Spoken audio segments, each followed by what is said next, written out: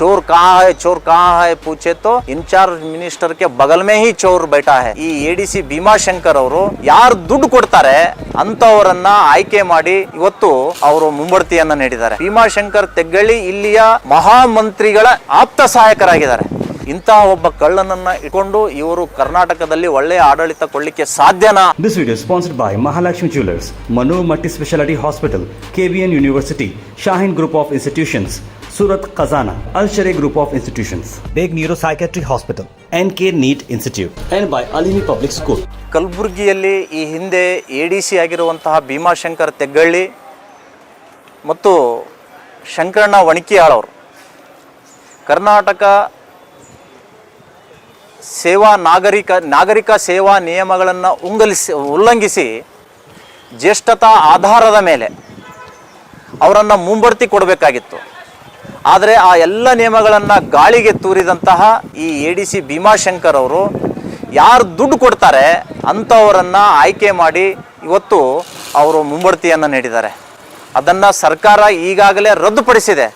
ಆದರೆ ಆ ಫಲಾನುಭವಿಗಳು ಕೋರ್ಟಿಗೆ ಹೋಗಿ ತಡೆಯಾಜ್ಞೆ ತಂದಿದ್ದಾರೆ ಮತ್ತು ಇವರ ಮೇಲೆ ಕ್ರಮ ಆಗಬೇಕು ಅಂತ ಭೀಮಾಶಂಕರ್ ಎಡಿಸಿ ಅವರಿಗೆ ಸರ್ಕಾರ ಸೂಚಿಸಿದಾಗಿಯೂ ಕೂಡ ಅದನ್ನು ನಿರ್ಲಕ್ಷಿಸಿದ್ದಕ್ಕಾಗಿ ಕಂದಾಯ ಇಲಾಖೆ ಈ ಇಬ್ಬರು ಅಧಿಕಾರಿಗಳ ಮೇಲೆ, ವಣಿಕಿಯಾಳವರ ಮೇಲೆ ಮತ್ತು ಭೀಮಾಶಂಕರ್ ತೆಗ್ಗಳ್ಳಿ ಅವರ ಮೇಲೆ ದೋಷಾರೋಪಣ ಪಟ್ಟಿ ಸಲ್ಲಿಸಬೇಕು ಅಂತ ಈಗಿನ ಜಿಲ್ಲಾಧಿಕಾರಿಗಳಿಗೆ ಪತ್ರವನ್ನು ಬರೆದಿದ್ದಾರೆ. ನಾನು ಇಲ್ಲಿಯ ಜಿಲ್ಲಾಧಿಕಾರಿಗಳಿಗೆ ವಿನಂತಿ ಮಾಡಿಕೊಳ್ತಾ ಇದ್ದೀನಿ, ಶೀಘ್ರವೇ ಯಾವುದೇ ಒತ್ತಡಕ್ಕೆ ಮಣಿಯದೆ. ಯಾಕೆ ಅಂತ ಕೇಳಿದರೆ ಇವರು ಭೀಮಾಶಂಕರ್ ತೆಗ್ಗಳ್ಳಿ ಇಲ್ಲಿಯ ಮಹಾಮಂತ್ರಿಗಳ ಆಪ್ತ ಸಹಾಯಕರಾಗಿದ್ದಾರೆ.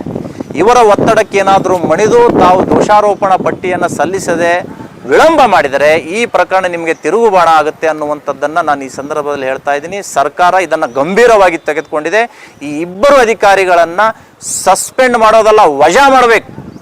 ಯಾಕೆ ಅಂತ ಕೇಳಿದರೆ ಇವರು KKRDB ವಿಶೇಷ ಅಧಿಕಾರಿ ಆದಾಗೂ ಕೂಡ ಹಣ ದುರ್ಬಳಕೆ ಮಾಡ್ಕೊಂಡಿದ್ದಾರೆ.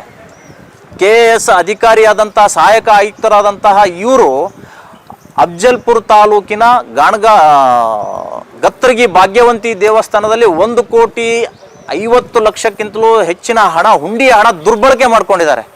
ಇವರನ್ನು ಯಾವ ಪುರುಷಾರ್ಥಕ್ಕೆ ಇವರು ತಮ್ಮ ಮಹಾಮಂತ್ರಿಗಳು ಆಪ್ತ ಸಹಾಯಕರನ್ನಾಗಿ ಮಾಡ್ಕೊಂಡ್ರೋ ಗೊತ್ತಾಗಿಲ್ಲ.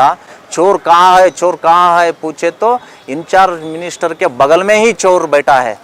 ಇಂತಹ ಒಬ್ಬ ಕಳ್ಳನನ್ನು ಇಟ್ಕೊಂಡು ಇವರು ಕರ್ನಾಟಕದಲ್ಲಿ ಒಳ್ಳೆಯ ಆಡಳಿತ ಕೊಡಲಿಕ್ಕೆ ಸಾಧ್ಯನಾ ಅನ್ನುವಂಥ ಪ್ರಶ್ನೆ ಇವತ್ತು ನಮಗೆ ಕಾಡ್ತಾ ಇದೆ. ಬೇರೊಬ್ಬರಿಗೆ ಅಸಹ್ಯ ಆಗೋಲ್ವಾ, ಮುಜುಗರ ಆಗಲ್ವಾ ಅಂತ ಪ್ರಶ್ನೆ ಮಾಡುವಂಥ ಮಹಾಮಂತ್ರಿಗಳು ಇವತ್ತು ಒಬ್ಬ ಭ್ರಷ್ಟನನ್ನು ಪಕ್ಕಕ್ಕೆ ಕೂಡಿಸ್ಕೊಂಡು ಆಡಳಿತ ನಡೆಸ್ತಾರಲ್ಲ, ಇವರಿಗೆ ಅಸಹ್ಯ ಆಗೋಲ್ವಾ, ಇವರಿಗೆ ಮುಜುಗರ ಆಗಲ್ವಾ? ಇದನ್ನು ನಾನು ಖಂಡಿಸ್ತಾ ಇದ್ದೀನಿ. ತಕ್ಷಣವೇ ಈ ಅಧಿಕಾರಿಯನ್ನು ವಜಾ ಮಾಡಬೇಕು ಅಂತ ನಾನು ಮತ್ತೊಮ್ಮೆ ಆಗ್ರಹ ಪಡಿಸ್ತಾ ಇದ್ದೀನಿ.